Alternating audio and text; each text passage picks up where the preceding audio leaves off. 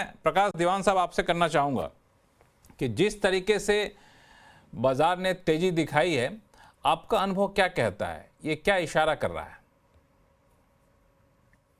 लक्ष्मी जी नमस्कार। देखिए, जो बाज़ार में तेज़ी आई, वो एक एक अनसर्टेनिटी के दौर से निकल के एक जिस जब वो ट्रम्प साहब के ट्रेड टैरिफ्स को हटाने की बात हुई या 90 दिन का जो एक पॉज़ देने की बात हुई, उससे एक राहत आई। उसके बाद मार्केट को एक स्ट्रेंथ मिली। और हम जिसको कहते हैं अंग्रेजी में कि the market always climbs on the walls of worries, मतलब जो चिंताओं की दीवारें हैं, उसी पे वो लांघ के मार्केट बढ़ती है, और वही हुआ है।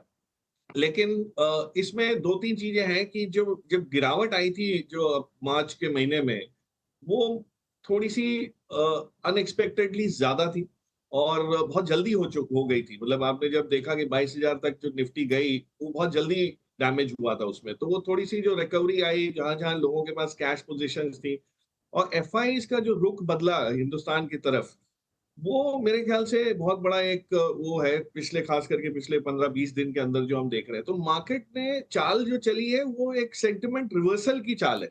लेकिन फंडामेंटल रिवर्सल हुआ है कि नहीं, ये सवाल अभी भी अनआंसर्ड है, और मेरे हिसाब से अभी समय और लगेगा। तो मैं इतना बोल जी, सकता हूँ कि ये जी। सारा मूव जो है, ये सेंटिमेंट के बेसिस पे चला है। फंडामेंटल अभी भी कोई खास चेंज हुए नहीं है, और ना इतनी जल्दी होने की उम्मीद भी है। फंडामेंटल चेंज नहीं हुए हैं ऐसा आप कह रहे हैं, तो इस फंडामेंटल का मतलब क्या आप मान रहे हैं?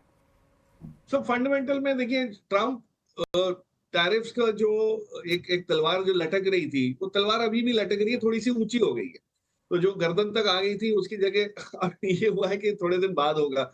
चाइना का जो रुख था, वो क्लियर नहीं था, वो थोड़ा-सा क्लियर हो गया। तो ये सब चीज़ें टेम्परेरी हैं, कभी भी पलट सकती हैं, कभी भी वापस आपको संदेशी मार्केट का वो एटीट्यूड दिख सकता है।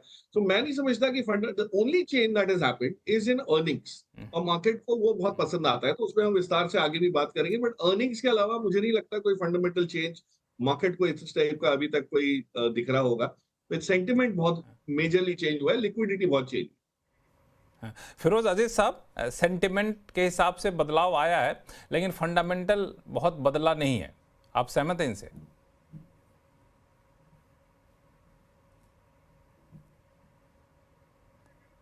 आप म्यूट पे हैं फिरोज साहब, अनम्यूट करें अपने आप को।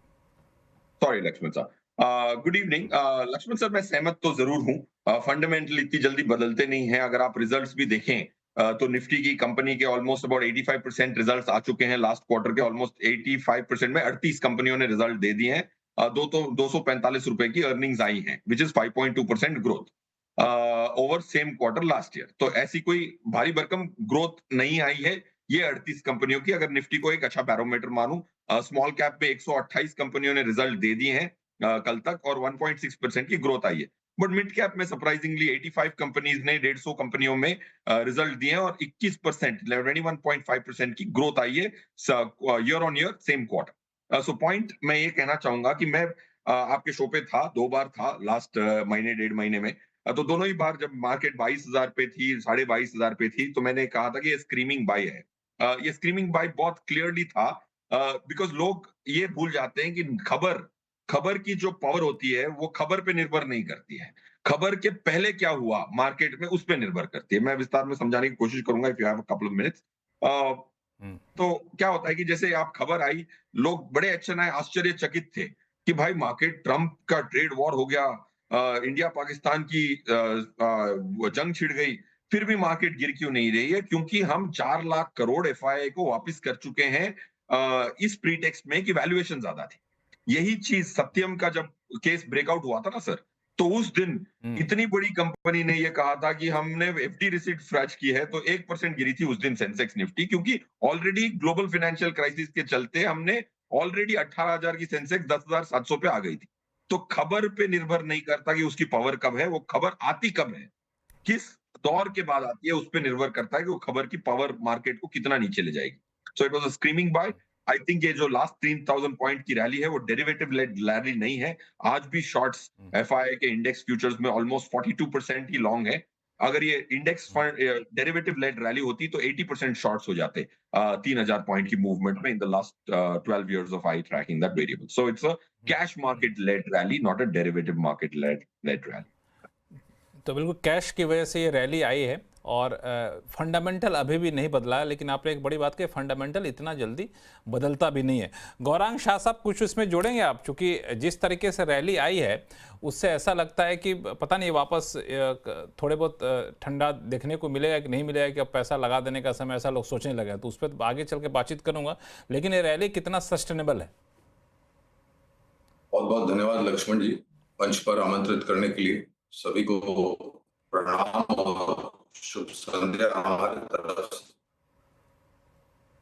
देखिए, अनिश्चितता ही बाजार का एक नियम होता है और जब अनिश्चितता हावी हो जाती है तो बाजार में उस तरीके की चाहता हूं जो अभी अभी माननीय दो अनुभवों ने बातें बताई. तो मुझे लग रहा है कि स्थानीय परिस्थिति, जहां तक बाकी अन्य उभरते हुए बाजार है, हमारे यहाँ पर जो महंगाई दर के आंकड़े आए अनुमान से बहुत नीचे आए, सकारात्मक बात है.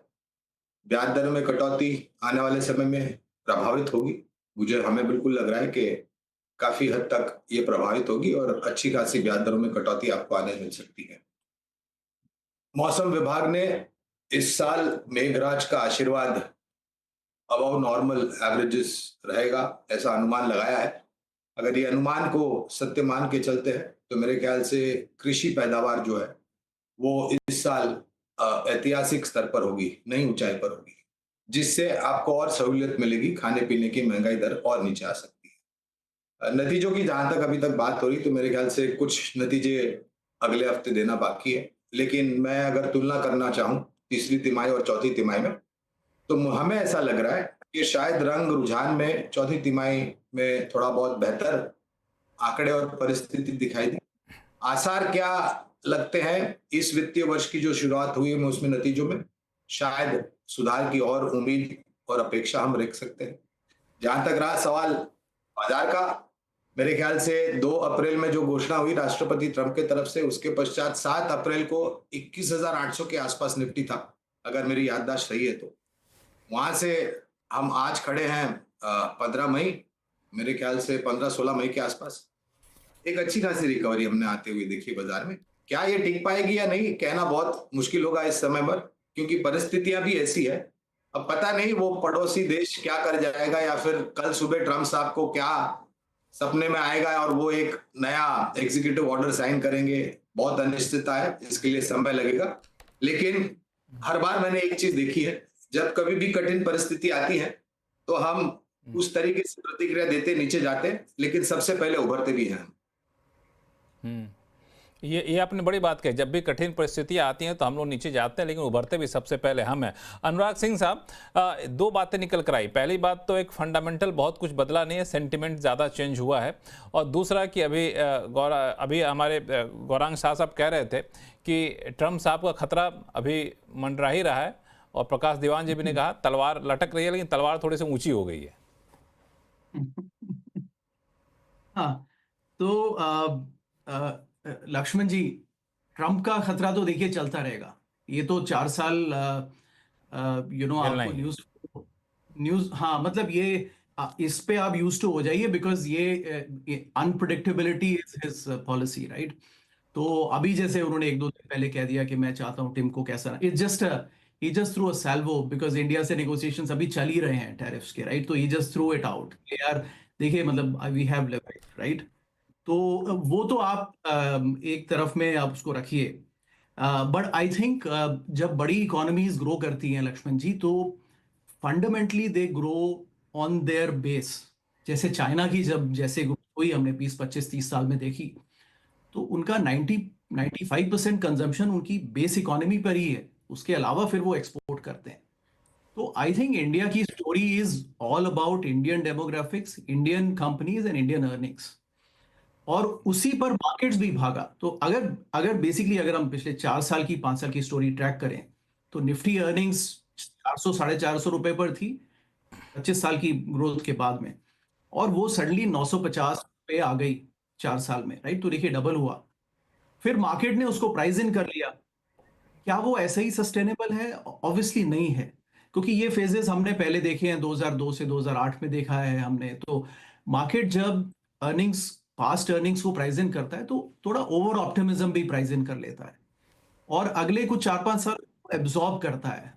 तो आई थिंक देखिए, जो प्रकाश जी ने फंडामेंटल्स की बात कही, अर्निंग्स की बात कही, फिरोज ने भी वो टच किया, ये देखिए, इस आप खरीद सकते हैं, लेकिन it's not a blood on the streets for now, but it is fair valuations, right? At least Nifty मैं कह रहा हूं कि निफ्टी का वैल्यूएशन फेयर है, बट इसके आगे की ग्रोथ अर्निंग्स पर ही डिपेंडेंट है। अर्निंग्स सिक्लिकल होती है और इकोनॉमी भी सिक्लिकल होती है, वो हम देख रहे हैं पिछले 1 साल से। तो आई थिंक हमें इंडिया की लेंडिंग ग्रोथ देखनी होगी। लेंडिंग ग्रोथ अब किस तेजी से बढ़ती है, क्योंकि उसमें स्लो डाउन आ गया था। उसके बाद कंजम्पशन ग्रोथ और अर्निंग्स ग्रोथ देखनी है। आई मेरा ये मानना है जी, and you know I understand that I might have little less optimism than others, but अगले 4-5 साल मार्केट्स को ये पुराने 5 साल की ग्रोथ को एब्जॉर्ब करना है। ये फेज देखिए 2002 से 2008 में आया था, उसके बाद 10 साल लगे उसको एब्जॉर्ब करने में, उसी अर्निंग्स को। तो अगले 5 साल एब्जॉर्प्शन के हैं और नॉर्मल रिटर्न्स के हैं, अनलेस कुछ चमत्कार कहीं से हो जाता है। एवरेज आउट होना है पुराने 5 साल के रिटर्न्स को। तो I think investors should brace that ultimately 2021 से 2030 के बीच में अगर वो रिटर्न्स निकाल के देखेंगे अपने, तो वो 12% का, 10 से 12 का जो एवरेज होता है निफ्टी का या निफ्टी 5